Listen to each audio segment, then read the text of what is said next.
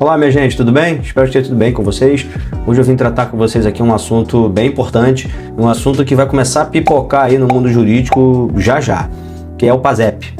PASEP, não sei se vocês já ouviram falar, mas o PASEP é o extinto patrimônio do servidor público, ou seja, comparando com a iniciativa privada, seria o FGTS para quem trabalha na iniciativa privada. E o PASEP ele foi extinto. Extinto não. Na verdade, os depósitos fundiários do PASEP deixaram de existir a partir da promulgação da Constituição Federal de 88.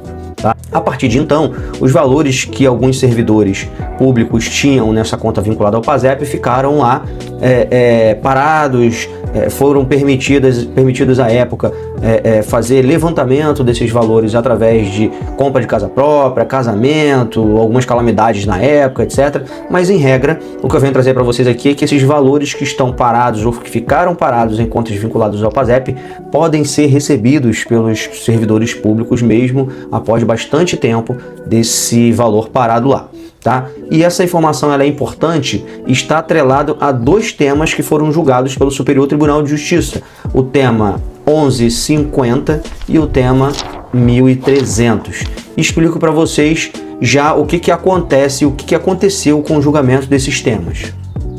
O tema 1150, ele tratou de estabelecer algumas diretrizes relacionadas ao tema PASEP. Por quê? Porque antigamente, antigamente não, há pouco tempo atrás, haviam inúmeras discussões, na verdade, relacionadas ao PASEP.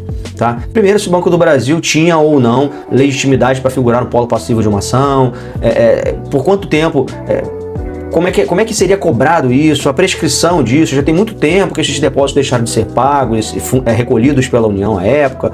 Então, muitas discussões aconteceram em relação a isso, quando que se começa o prazo prescricional, e aí o tema 1150 ele pacificou essas controvérsias. Ele estabeleceu três teses principais. A primeira, o Banco do Brasil possui sim legitimidade para responder por eventual falha da prestação de serviço, por saques indevidos, por desfalques nessas contas vinculadas ao FGTS. Segunda tese firmada, a pretensão de ressarcimento de danos havidos por esses saques indevidos, por esse sumiço desse dinheiro, como alguns extratos aparecem, ele respeita o prazo prescricional do Código Civil, pois o Banco do Brasil, na época do julgamento desses temas, eles queriam prerrogativa de fazenda pública e, portanto, se assim tivesse reconhecimento, iria prescrever em 5 anos a pretensão de buscar esses valores que estão vinculados a contas do FGTS. O repetitivo, na segunda tese, ele fixou que o prazo prescricional começa a correr a partir de um momento que o correntista, o servidor, toma conhecimento que teve desfalque nessas contas vinculadas ao PASEP. Isso é de suma importância, porque se fosse 5 anos conforme a prerrogativa de fazenda pública que o Banco do Brasil queria, muitos casos estariam já prescritos, porque, como eu disse, os depósitos fundiários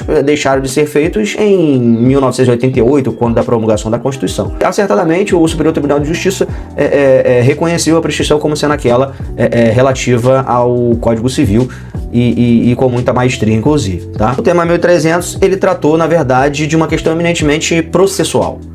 Por que processual? Porque a partir do momento do julgamento do tema do 1150, do 1150, começou-se a pipocar no judiciário de quem seria o ônus dessa prova, quem queria provar isso. Porque o Banco do Brasil, inúmeras vezes eu vi no escritório, ou até na associação que eu advogo, que é a Associação dos Oficiais Militares do Rio de Janeiro, da Polícia Militar e do Bombeiro do Rio de Janeiro, começaram a pipocar alguns extratos zerados. O Banco do Brasil simplesmente falava, não tem nada aqui, etc., e não dava maiores explicações. E aí os juízes também ficavam dentro dos seus processos judiciais meio que divididos em relação ao ônus da prova. O tema 1300, ele tratou de definir o ônus da prova nesses processos que envolve o ressarcimento do PASEP. E aí eu peço até licença para vocês para tratar isso mais detidamente aqui de acordo com o texto publicado no tema 1300, que aliás foram 4 recursos especiais afetados principalmente por esse tema, 2 inclusive já transitaram em julgado, e foi fixada uma tese relacionada ao tema 1300 também, que trata dessa questão do ônus da prova dentro do processo de ressarcimento das contas do PASEP, ou a revisão do PASEP, como muitas pessoas tratam. Então, na primeira tese ficou decidido que Nas ações em que o participante contesta saques em sua conta individualizada do PASEP, o ônus da prova cabe a quem? E aí foi subdividido em 2 itens.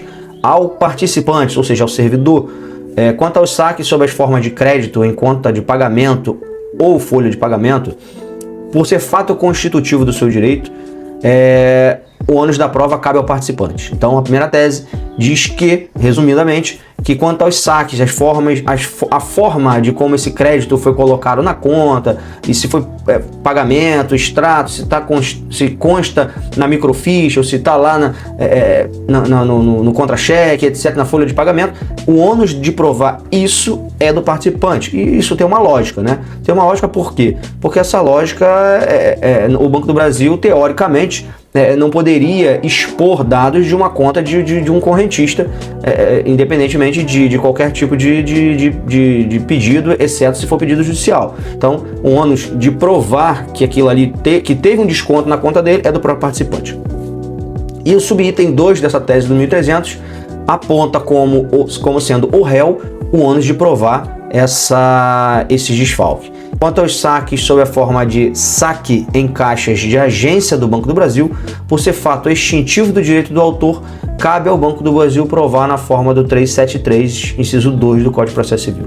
Então, em regra, o tema 1300 tratou de estabelecer diretrizes processuais relacionadas ao ônus da prova diretamente dentro dessas ações de repercussão e de ressarcimento das contas do PASEP. Vou ficando por aqui, agradeço a paciência de vocês, fico à disposição, me chamo Gabriel Jota, sou advogado, alguns já me conhecem, outros não. Para quem não me conhece, me segue aí pelo Instagram, me segue lá no YouTube também, que eu também tenho um canal, e a gente vai ficando por aqui. Qualquer dúvida podem chamar, vocês têm meus contatos, seja pelo canal, seja pelo Instagram, pelo direct, enfim, fico à disposição para eventual dúvida que surgir em torno desse tema relacionado ao PASEP. Bom dia, boa semana para todos.